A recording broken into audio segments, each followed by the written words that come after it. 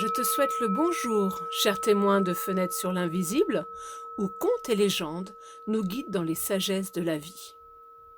Aujourd'hui, j'ai l'honneur de vous conter une allégorie qui semble conter l'ascension de l'âme tombée sur terre, décidant un jour de retourner au royaume divin des origines. Le chant de la perle. Il était une fois, dans les temps anciens, un jeune prince nommé Shapur, fils de roi.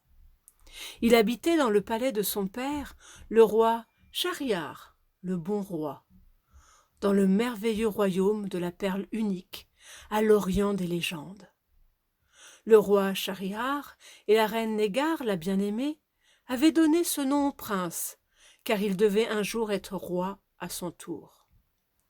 Mais le peuple l'appelait Ishan, le miséricordieux, car il parcourait souvent la ville, tantôt sur un cheval noir et tantôt sur un cheval blanc. Quand le cheval était noir, le prince distribuait des vivres, et quand le cheval était blanc, c'était le prince qui avait caché quelques pièces d'or dans le pain.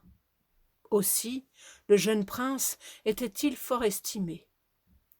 Le prince Ishan Shapur était très heureux dans le palais royal, où il était comblé de richesses, et tout son entourage lui témoignait beaucoup d'affection.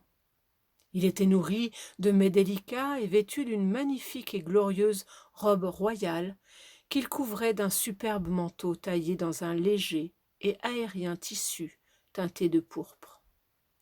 Lorsqu'il eut 20 ans, le roi lui révéla le secret de la perle qui avait donné son nom au pays. La perle sans pareille était une perle unique et merveilleuse dont l'origine était inconnue.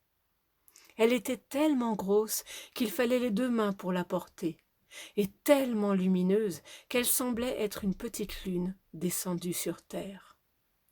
Cette perle sans pareille, dit le roi, était magique et très célèbre. Elle était présentée sur un socle d'or dans une tour du château où chacun pouvait librement la voir. Beaucoup de gens venaient du monde entier pour la contempler, et ils apportaient au royaume la renommée et la prospérité. Mais un jour, la perle sans pareille disparut. Elle avait été volée dans la nuit et l'on n'en put trouver nulle trace. Alors le roi fit fermer la tour et envoya partout des émissaires pour rechercher la perle. Mais tous la cherchèrent vainement. Un jour pourtant, un cavalier se présenta couvert de la poussière du désert, annonçant que la perle était enfin retrouvée. Elle était au milieu de la mer, au large du pays sans nom, tout près de l'Égypte, et un dragon très féroce la gardait jour et nuit.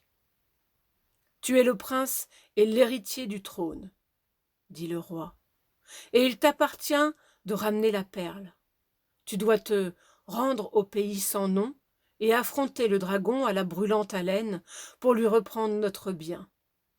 À ton retour, je te promets que tu retrouveras ta robe et ton rang. » Sur l'ordre du roi, ces gens tirèrent du trésor quelques richesses et en firent un léger fardeau.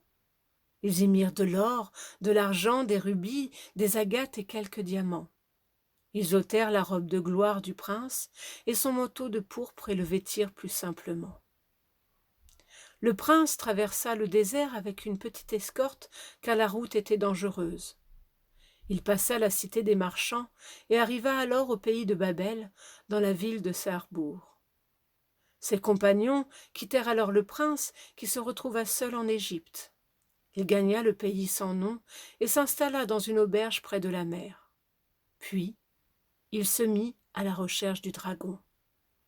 Il trouva bientôt son gîte, qui était bien connu, et il se tint au voisinage, attendant qu'il s'endorme pour lui prendre la perle.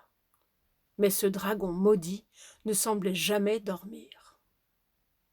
Comme le prince demeurait toujours seul et discret, les autres habitants de l'auberge connurent vite qu'il était étranger. Ils cherchèrent, par la ruse, à capter sa confiance et ses biens. Le prince craignit alors qu'on le soupçonnât de vouloir s'emparer de la perle et que l'on excitât le dragon contre lui. Il s'habilla de leurs vêtements, adopta leurs coutumes, mangea de leur nourriture et but de leur breuvage, et il partageait aussi leur occupation. Mais ses habitants se nourrissaient de chair animale et de boissons fortes. Leurs aliments, indignes, abattirent le prince et le firent tomber dans un profond sommeil. Il oublia qu'il était fils de roi et qu'il était en mission. Il oublia tout, même la perle, pour laquelle il avait été envoyé dans ces contrées hostiles. Ses parents apprirent ce qu'il advenait et s'en affligèrent grandement. Ils firent proclamer dans tout le royaume que le peuple devait lui venir en aide.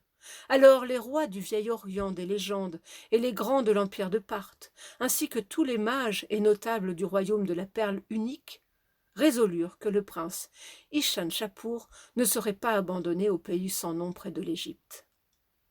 Au nom de tous ces princes, le roi Shahryar et la reine Négar écrivirent alors une lettre. Et voici ce que disait la lettre que le roi scella de sa main droite contre les méchants voleurs du pays sans nom, les enfants de Babel et les démons rebelles de Sarbou. De la part de ton père, le roi des rois, et de ta mère, la souveraine d'Orient. Salut à toi, notre fils en Égypte. Réveille-toi présentement de ton sommeil et remets-toi debout. Sois attentif et perçois bien tous les mots de notre lettre. Souviens-toi maintenant que tu es un fils de roi et vois dans quel esclavage tu es tombé. Pense à ta mission et à la perle sans pareille pour laquelle nous t'avons envoyé au pays sans nom. Souviens-toi aussi de ta robe de gloire et de ton manteau de pourpre, afin que tu puisses de nouveau les revêtir et t'emparer, afin que ton nom soit écrit dans le livre des héros, et que tu deviennes un jour le noble héritier de notre royaume. Et par magie, cette lettre s'éleva merveilleusement sous la forme de l'aigle, roi des oiseaux. Elle prit son envol pour venir se poser près du prince, qu'elle appela tout comme un messager humain. Au bruit de sa voix, le prince Ishan-Shapur s'éveilla et sortit de son sommeil funeste. Il la ramassa, l'embrassa, en brisa le sceau et la lut. Il retrouva dans les mots de la lettre tout ce qui était écrit dans son cœur. Il se souvint qu'il était le fils de roi et que son âme, née libre, soupirait encore de sa propre nature. Le prince se rappela enfin la perle unique pour laquelle on l'avait envoyé au pays sans nom, au Kofa de l'Égypte. Il alla affronter de face le terrible dragon à la brûlante haleine. Il l'endormit par la magie en prononçant sur lui le nom de son père, le grand roi, et le nom de sa mère, la reine de l'Orient. Et le dragon, soumis, le laissa reprendre la perle merveilleuse. Le prince s'employa vite à regagner la maison de son père. Il ôta ses vêtements indignes et prit la route lumineuse de l'or riant. La lettre qui l'avait éveillé lui montrait le chemin. Comme elle l'avait éveillé par sa voix, elle se tenait devant lui et le guidait par sa lumière, l'entraînant par son amour jusqu'au seuil du désert. Ses parents, informés, envoyèrent alors une escorte à la rencontre du prince. Les envoyés portaient la robe de gloire et le manteau pourpré dont le prince avait oublié les splendeurs.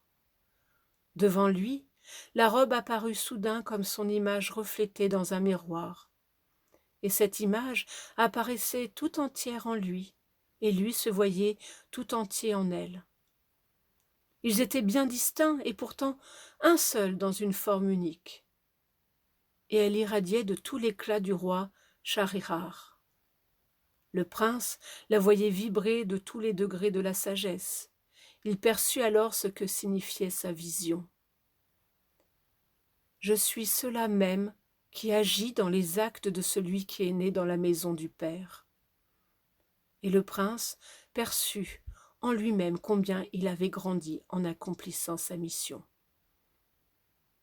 Mais voici que devant lui, la robe s'avançait tout entière et le poussait à la prendre des mains des porteurs, et son propre désir le pressait lui aussi de la recevoir. Il s'en saisit donc et se para de la beauté de ses couleurs, puis il s'enveloppa de son manteau royal. et c'est ainsi que vêtu que le prince revint au pays de la perle. Il monta jusqu'à la porte du palais et rendit grâce à son père qui lui avait envoyé la robe selon sa promesse, comme le prince Ishan-Shapour avait lui-même tenu la sienne. Il fut reçu dans la joie, et tous le louaient de ce qu'il avait rempli sa mission et qu'il paraissait, devant le roi, ayant enfin rapporté la perle sans pareille.